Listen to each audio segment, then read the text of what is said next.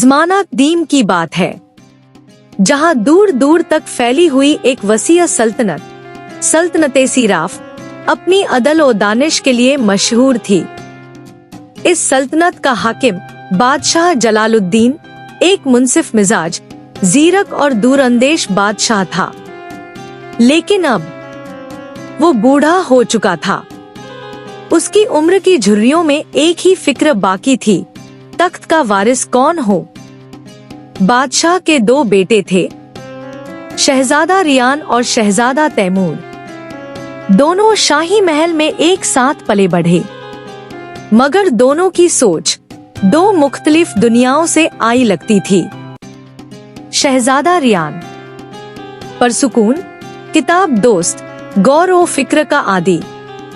वो रियाया से मोहब्बत करता, उनके मसाइल सुनता और सच्चाई को जानने की जुस्तजू रखता था। वो मानता था बादशाह वो नहीं जो तख्त पर बैठे, बल्कि वो है जो रियाया के दिलों पर हुकूमत करे। दूसरी तरफ था शहजादा तैमूर, शोहरत, ताकत और जंगी शान और शौकत का दीवाना। उसे यकीन था तख्त तलवार से मिलता है, दानाई से नहीं। एक दिन बादशाह ने दरबार में सबको जमा किया।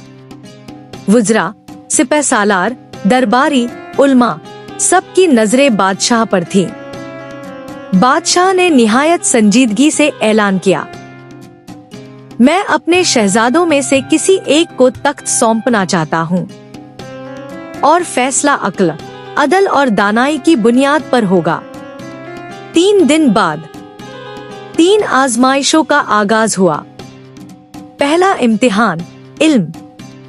दोनों शहजादों से पूछा गया, अगर तुम्हें एक ऐसा खजाना मिले जो पूरी सल्तनत की तकदीर बदल सकता हो, तो क्या करोगे? तैमूर ने कहा, मैं उसे किले के अंदर महफूज कर दूंगा, ताकि कोई दुश्मन उसे छीन न सके। रियान ने नरमी से जवाब दिया, मैं उसे अवाम में बांट दूंगा, क्योंकि खजाना जब तक सबकी भलाई न करे वो बोझ होता है, दौलत नहीं। उल्मा ने मुत्तफिक होकर कहा, पहला इम्तिहान शहजादा रियान ने जीत लिया। दूसरा इम्तिहान अदल।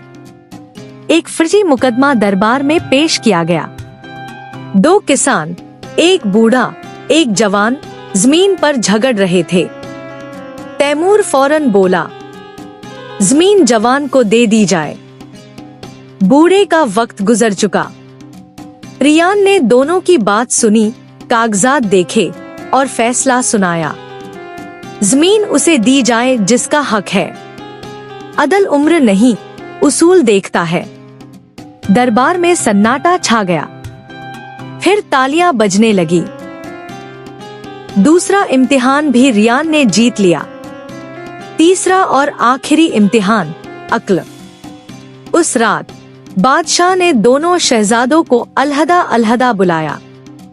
उसने कहा, कल सुबह तुम्हें एक खतरनाक वादी में जाना होगा, जहां से आज तक कोई जिंदा वापस नहीं आया। वहां तख्त छुपा है, जो लाएगा वही वारिस। तैमूर ने तलवार को चमकाया और गुरूर से कहा, मैं जरूर जाऊंगा, हर खतरा काट डालूंगा। रियान खामोश रहा। फिर आहिस्ता से बोला, क्या तख्त हासिल करने के लिए जान देना जरूरी है? क्या दानिश नहीं सिखाती कि अंधी वादियों में छलांग लगाने से पहले रास्ता समझा जाए? बादशाह मुस्कुरा दिया। उसने रियान का कंधा थपथपाया और कहा, यही असल इम्तिहान था। जो सवाल करे वही सोचता है, और जो सोचता है वही हुकूमत के काबिल होता है। अगले दिन बादशाह जलालुद्दीन ने ऐलान किया, तख्त और ताज का असली हकदार शहजादा रियान है, क्योंकि उसने अक्ल, फहम और अदल में बरतरी साबित की है। तैमूर खामोश खड़ा था। गुरूर उसकी आंखों से पिघल चुका था। उसने आगे बढ़कर भाई के कदमों में सर झुका दिया और कहा, मैं तख्त जीतना चाहता था, दिल जीत लिए। तुम ही असल बादशाह हो। तख्तनशीन होने के बाद शहजादा रियान का पहला ऐलान क्या था? शहजादा तैमूर को मेरा पहला मुशीर मुकर्रर किया जाए, क्योंकि जब अक्ल और ताकत एक साथ हो तभी सल्तनत मजबूत होती है। यूं सल्तनते सिराफ सदियों तक दानाई, अदल और बसीरत की मिसाल बनी रही और लोग नस्ल दर नस्ल कहते रहे, असल वारिस वही होता है जो तलवार नहीं, अक्ल से दिलों पर राज करे। तख्त सिर्फ लकड़ी का नहीं होता, असल तख्त वो होता है जो ज़मीरों पर रखा जाए।